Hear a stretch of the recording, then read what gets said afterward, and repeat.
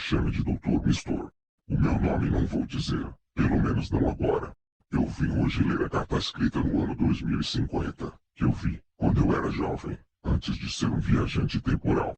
Vou ler para vocês verem que a natureza já estava prevendo décadas tudo o que iria acontecer no seu mundo. E essa carta mostra como é e como vai ser no seu mundo.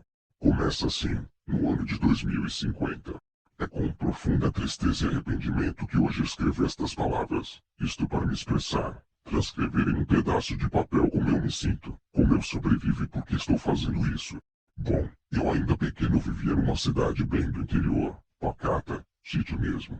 Eu lembro-me que acordava de manhã e ouvia o cantar dos pássaros, o mugir das vacas. As galinhas eram como relógios. Às 6 horas da manhã, apresentavam o dia que vinha. A água era geladinha, de nascentes ao pé da serra, super protegidas pelas matas ciliares. Muitas delas davam frutos. Com estes nós nos alimentamos e os animais também. Para eles era moradia segura e farta, não diferente para nós humanos que passávamos horas agradáveis por lá.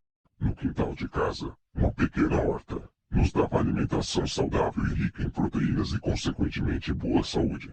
As pessoas viviam bastante, para mais de 80 anos. Continuavam trabalhando na roça, capinando, colhendo, até o dia finito, desde o clarear até o anoitecer. Lembro-me também que as pessoas eram simples, de vestimenta, de palavreado, nem conheciam a palavra luxo, pois era o mundo deles. Tudo acontecia ali, as histórias, as festas. Não se comentava de coisas muito distantes assim como é hoje. A informação só interessava se fosse útil às suas atividades. Eram vilarejos pequenos e mesmo nas cidades todo mundo se conhecia. Hoje em dia tudo é diferente. As pequenas cidades cresceram e as pessoas andam numa correria o dia todo. Não param um só momento. E isso para quê?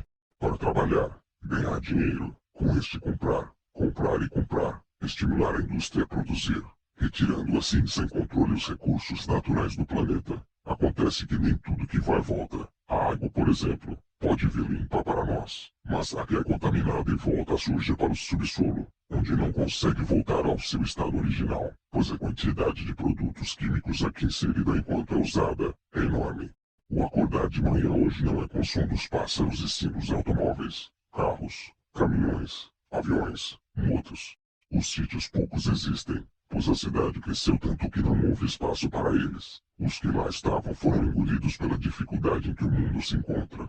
A tecnologia avançou rapidamente, chegando até o campo e tirando o trabalho dos filhos da terra. A grande metrópole influenciou para a migração, o chamado êxodo rural. Aconteceu que foi sem planejamento. A maioria não tinha como construir boas casas em bons terrenos. O que restou? Um deles foi o subúrbio, a favela no morro onde as casas são amontoadas, sem saneamento básico, muito menos com árvores e o pior, a água extremamente suja, isso quando ela é encontrada. Grande parte disso se destina ao sistema econômico, o capitalismo, que tem como objetivo o lucro, produzir, desenvolver a qualquer custo, característica do crescimento clássico.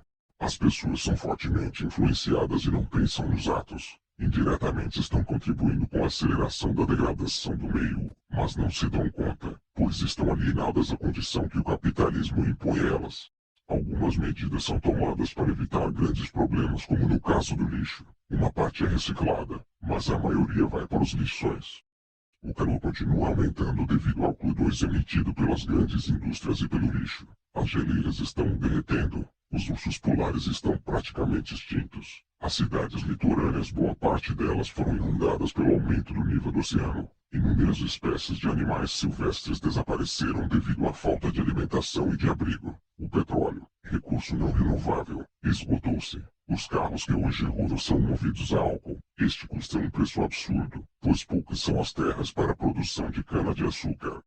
A população mundial é muito grande. Não existe alimentação saudável para todos e de forma distribuída igualmente. As chuvas são muito fortes, com granizos e ventos, ciclones, furacões, que destroem tudo que tem na frente, causando mortes e grandes prejuízos econômicos. As estações estão indefinidas. Faz frio no verão e calor no inverno.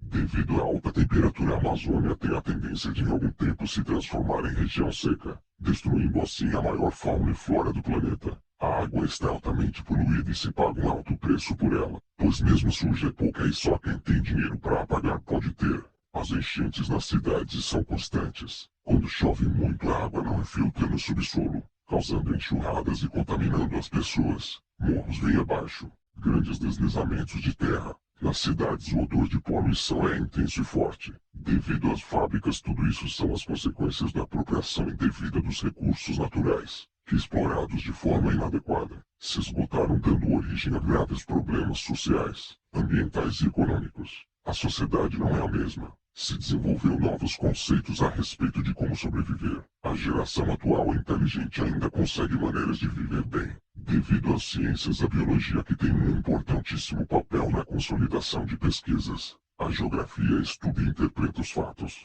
A sociologia estuda a capacidade do ser humano enquanto membro integrante e causador. A história estuda o que ocorreu e tenta transmitir os pensamentos com novos ideais baseados nos antepassados. Atualmente a vida é voltada para os estudos e ações ambientais. O ser humano entendeu que primeiro de tudo vem o meio ambiente, a proteção do seu habitat, a conservação da sua espécie e de outros seres. Existe uma intensa interação entre homem e natureza. O homem depende de toda e qualquer forma dos recursos naturais, mas percebe tardiamente que a vida não é a mesma sem eles. Os recursos naturais são a fonte de sobrevivência da vida. O que cabe ao ser humano é usufruir de forma moderada, de uma forma que se dê conforto à população atual e que isso se mantenha para gerações futuras. E que talvez as palavras deste texto não venham a acontecer como estão dispostas, apesar de estudos já mostrarem que realmente o aquecimento global já aconteceu e o que resta é criar maneiras de adaptação ao novo mundo. O que necessita para o ser humano quanto à questão ambiental? O que precisa para o homem é a convicção de que é um membro da natureza e que depende dela para todas as atividades. A hora em que sentir na pele as consequências, talvez dê mais valor ao que tem, seja sensibilizado, entender que não se deve jogar lixo ou poluir porque é proibido, mas porque é errado, é feio, é falta de educação. Esse é o novo desafio da humanidade, a necessidade de assumir seus erros. Essa é a nova filosofia na questão ambiental e, portanto, uma filosofia de vida. Viram a carta que mostra o que de fato, como está o seu mundo, esses tempos, e como vai ser um dia. No próximo vídeo, vou trazer outra carta também, mostrando mais adiante a vida humana no seu mundo. Então, até a próxima, viajantes temporais.